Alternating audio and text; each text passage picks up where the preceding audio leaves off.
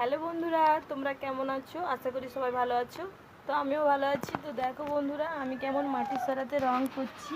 তো কত সুন্দর নকশা হয়েছে বলো তোমরা। নকশাগুলো কি ভালো হয়েছে না খারাপ হয়েছে? আমি এই প্রথম কিন্তু মাটির সরাতে রং করছি, আমি কখনোই করি না। তো এই প্রথম মাটির সরাতে রং করে দিচ্ছি। তো রংটা কেমন হয়েছে তোমরা বলবে, ভালো লাগলে লাইক কমেন্ট শেয়ার করবে। তো দেখছেন বন্ধুরা, সরাগুলোতে কেমন রং হয়েছে। এই দেখুন, পিছনটাতে রং হয়েছে,